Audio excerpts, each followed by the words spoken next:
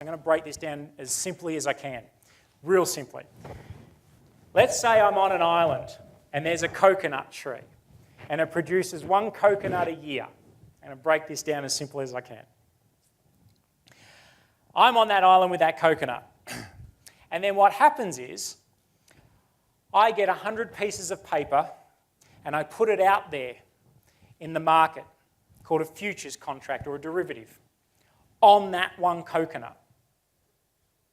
So now, really out of that 100 contracts out there, there's only one of them that really own the coconut and 99 of them don't. And then there's an island over here called JP Morgan Island. And another one that works in partnership called HSBC Island. And there's 100 of these paper contracts out there in the fictional market. And these other two islands have got a lot of money. So what they do is they make bets on all these paper contracts out there that really is only represented by one coconut. And they bet that the market is going to go down. So, I'm going to simplify it even more. Let's say you guys are all starving.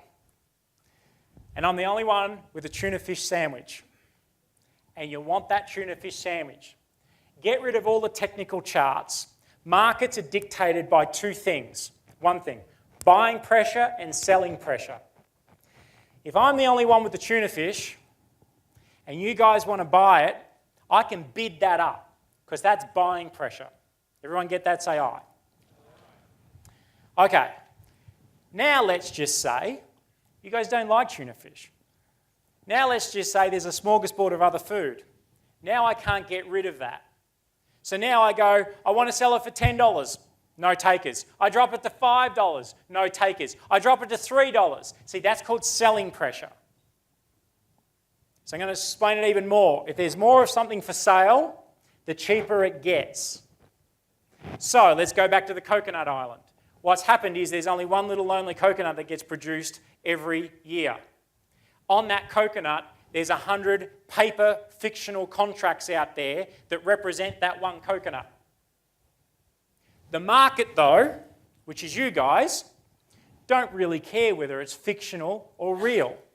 That's what's been driving the market. The more coconut contracts I've got out there suppresses the price of that one coconut.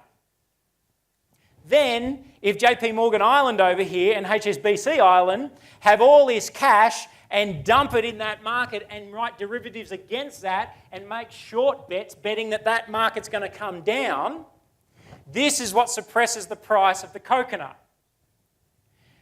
It's mass psychology. Here's the deal. There's 500 people in here tonight.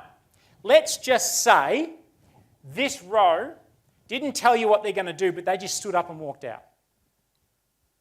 You guys are going to look over and go, wonder what they did. You don't know why they did it, but they did it.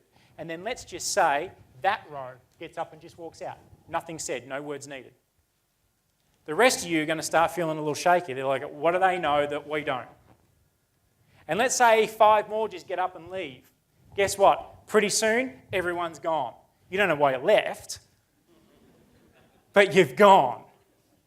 So JP Morgan Island over here with HSBC have massive short bets betting that the market's going to drop against the silver or gold price. So it scares the speculators out and they all bet that short, and that's what's called price suppression. The markets are manipulated on a daily basis. That is guaranteed. But what I can also guarantee you is this. You cannot manipulate a long-term trend. You cannot do that. You can manipulate something on a daily basis, but not a long-term trend.